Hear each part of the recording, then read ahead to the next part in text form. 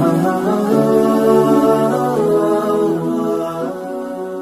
الرحمن الرحیم صلی اللہ علیہ یا رسول اللہ وعلی اہل بیتک المعصومین المظلومین الہداۃ المہدیین لا سیما علی بقیۃ اللہ اللہم صلی علی محمد وآل محمد وعجل فرجہم۔ جتنے بھی دیکھنے والے ہیں ان تمام کی خدمت میں السلام علیکم، اور دعا کرتا ہوں کہ پروردگار عالم آپ سب کو اپنی خیریت میں رکھے، اپنی حفظ و امان میں رکھے انشاءاللہ۔ سامعین محترم، آپ کے سامنے آج کے جو عنوان ہے جس پہ گفتگو کرنی ہوئی ہے کہ زیادہ تر جہاں کہیں بھی آپ رہتے ہیں، آپ کے محلے میں، آپ کے دوستوں میں ایسے بھی ہوں گے کہ جو آپ کی خوشی میں بعض تو دل سے خوش ہوتے ہیں، کچھ ایسے ہیں کہ جو آپ سے حسد کرتے ہیں۔ جیسے آپ کو کوئی خوشی کی خبر ملتی ہے تو دوسرا بندہ جو ہے نا وہ اس کو دیکھ نہیں سکتا۔ اب ہمیں کیسے پتہ چلے کہ یہ مجھ سے حسد کر رہا ہے یا نہیں کر رہا؟ اس کے لیے چند علامات آپ کے سامنے پیش کرنا چاہ رہا ہوں تاکہ آپ کو پتہ چل جائے حسد کی علامات کیا ہے۔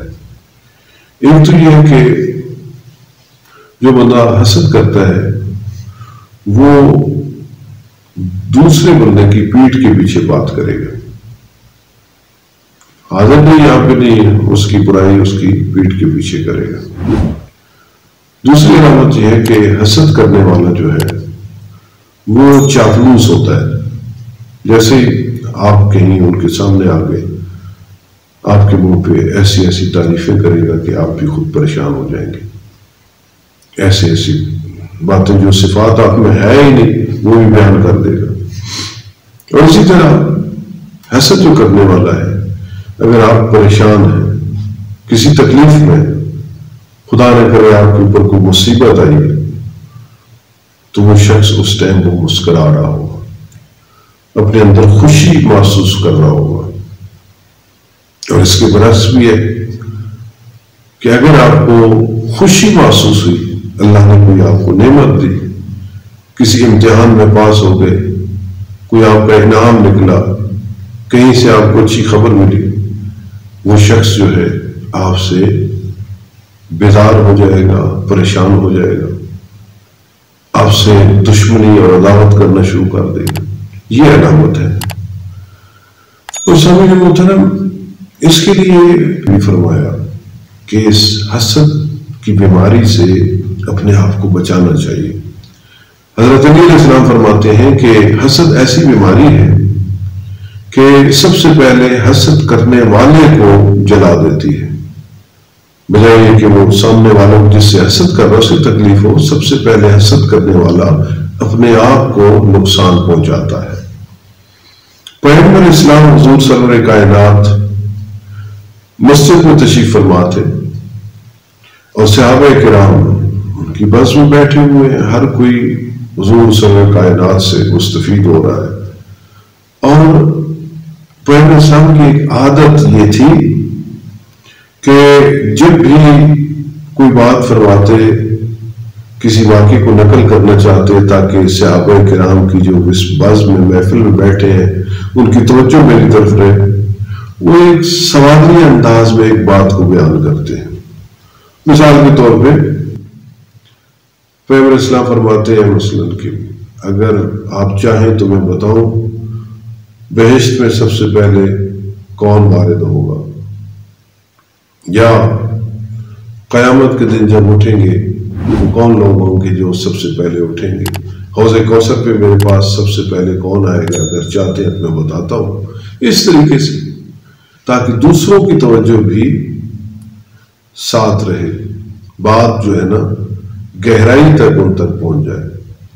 ایسے حضور سرور کائنات تشریف فرماتے، فرمایا کہ میں تمہیں بتاؤں کہ کون ہوگا کہ جو بہشتی ہے، یہی سننا تھا۔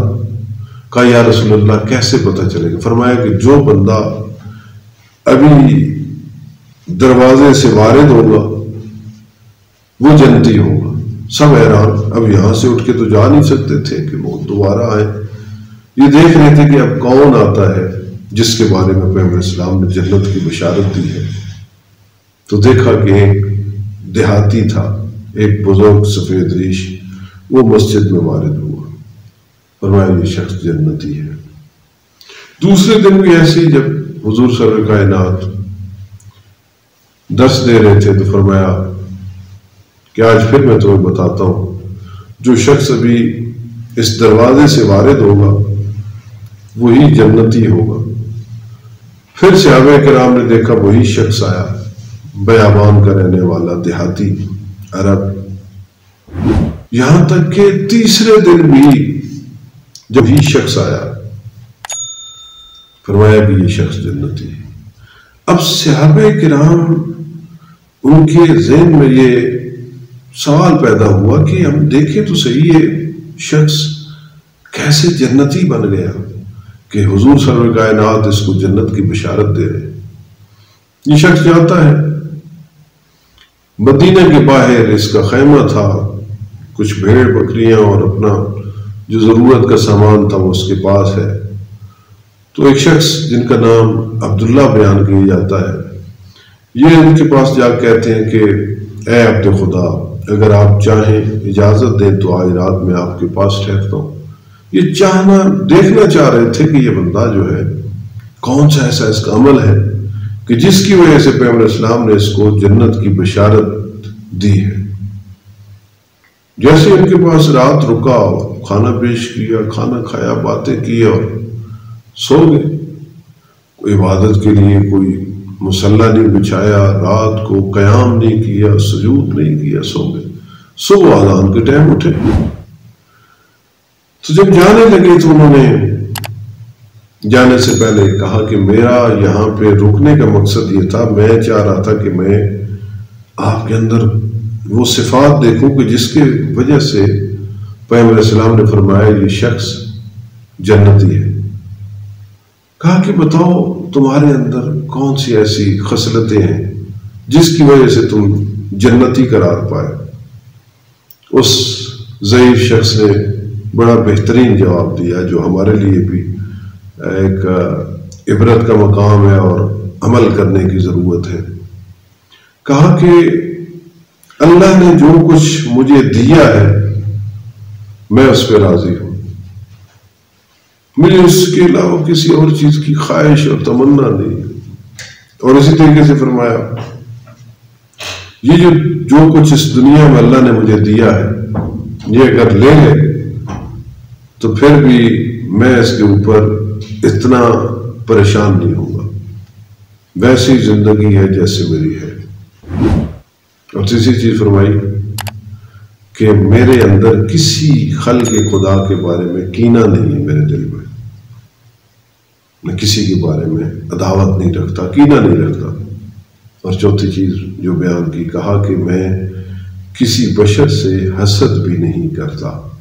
یہ ایسی صفات ہیں کہ جس مومن، جس بندے خدا کے اندر پائی جائیں تو یقیناً وہ بھی اور سیدھے راستے پہ ہوگا۔ دعا کرتے ہیں کہ پروردگار عالم ہم سب کو دین اسلام سمجھنے اور اس پر عمل کرنے کی توفیق عطا فرمائے۔ والسلام علیکم ورحمۃ اللہ وبرکاتہ۔